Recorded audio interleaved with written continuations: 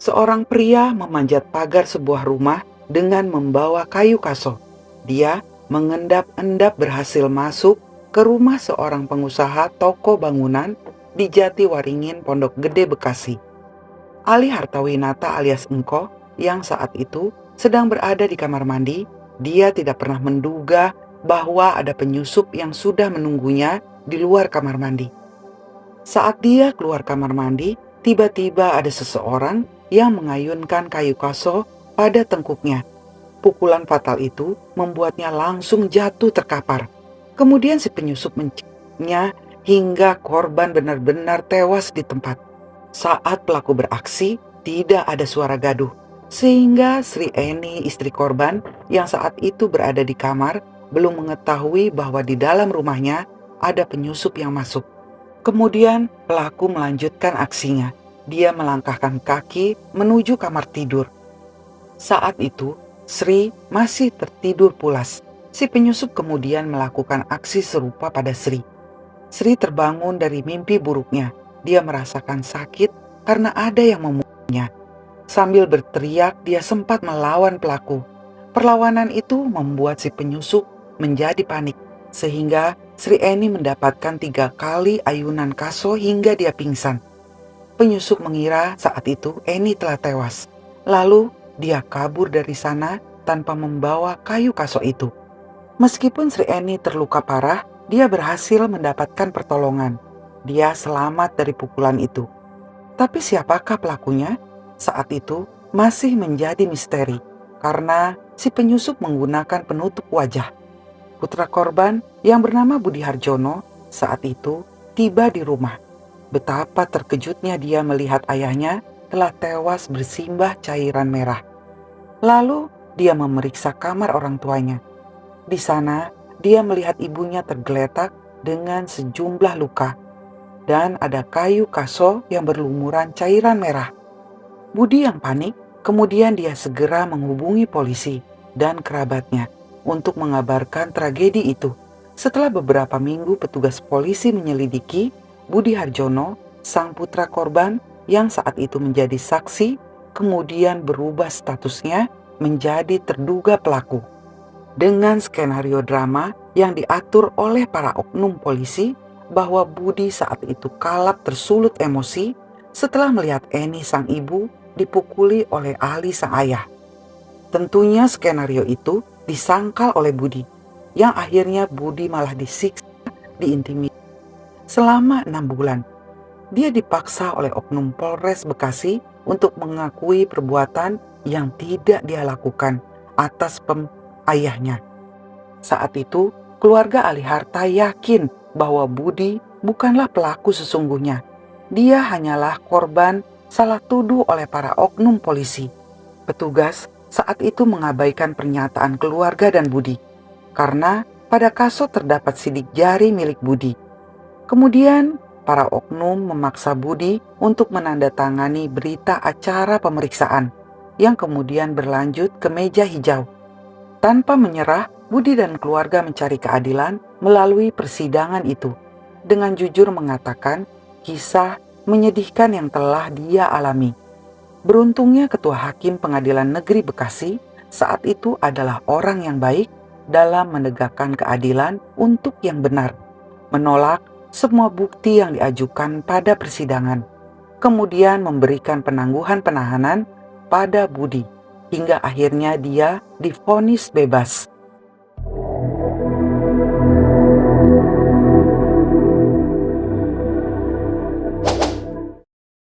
Kesalahan yang dilakukan oleh para oknum telah berhasil membuat pelaku sebenarnya menjadi buron selama lebih dari 3 tahun.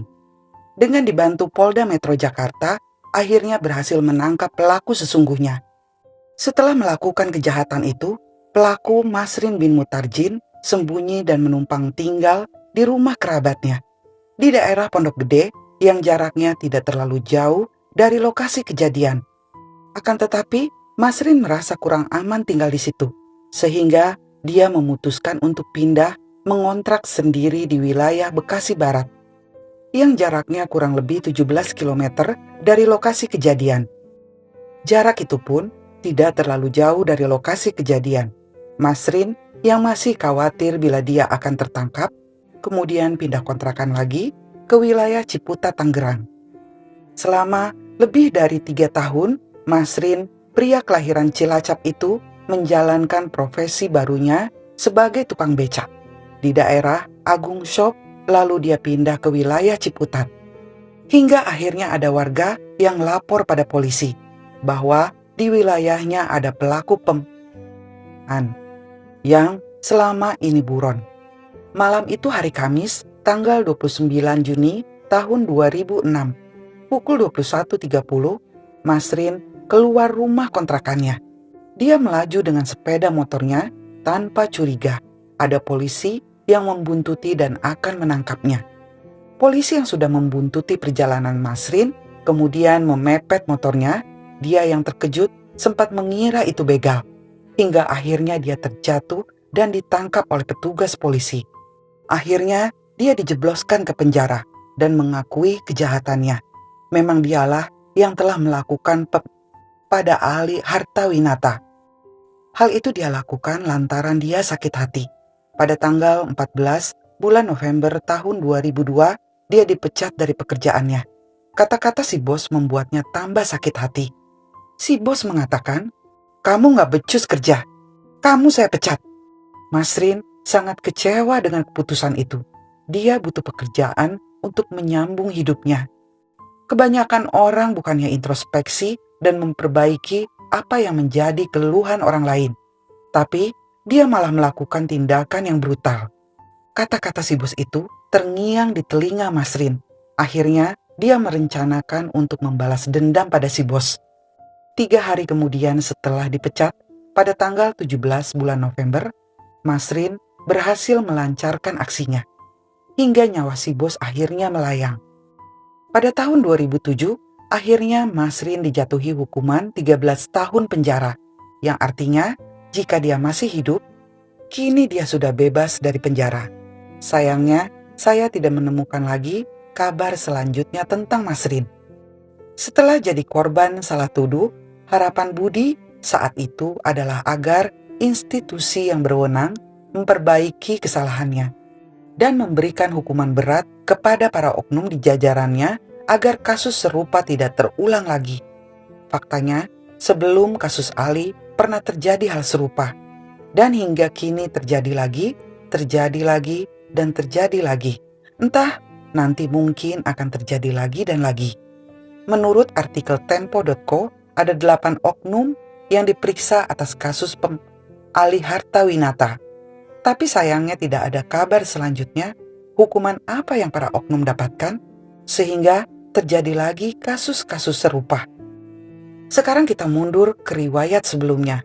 Sebelum terjadi kasus Ali, ada 2 petani dari Bojongsari, Bekasi yang menjadi korban fitnah dan salah tangkap.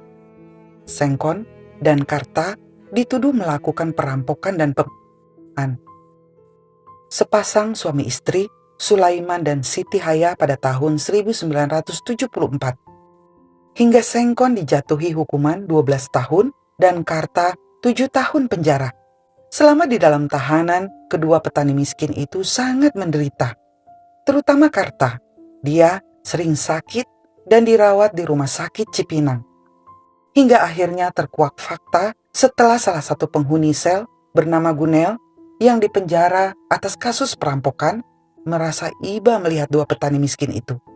Mereka menjadi korban salah tuduh, harus menjalankan hukuman atas kejahatan yang tidak mereka lakukan. Dengan demikian, akhirnya Gunel mengakui kejahatannya, bahwa dia dan seorang temannya lah yang telah menghabisi sepasang suami istri itu.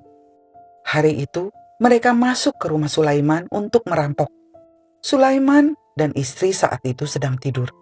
Namun, setelah mereka berhasil masuk ke rumah, tiba-tiba Sulaiman dan istrinya terbangun, memergoki aksi mereka. Sehingga Gunel dan temannya dengan spontan Sulaiman dan istrinya bertubi-tubi, hingga mereka meregang nyawa dengan kondisi tubuh yang sangat mengerikan. Atas pengakuan itu, akhirnya Sengkon dan Karta mendapat keadilan. Mereka lepas dari derita buih. Mereka sangat bahagia karena kebebasannya dari penjara. Akan tetapi, mereka kurang mendapatkan keadilan. Setelah menjadi korban salah tuduh dan waktunya habis di penjara, mereka tidak memiliki pekerjaan dan tidak memiliki penghasilan untuk menyambung hidup. Karta punya penyakit riwayat TBC. Tidak ada biaya untuk berobat hingga penyakitnya semakin parah. Kebahagiaan mereka bebas dari penjara tidak berlangsung lama. Derita menjadi petaka. Innalillahi, rupanya takdir berkehendak lain. Setelah mereka bebas dari penjara, Sengkon tewas karena kecelakaan. Sementara Karta tewas karena penyakit TBC-nya yang sangat parah.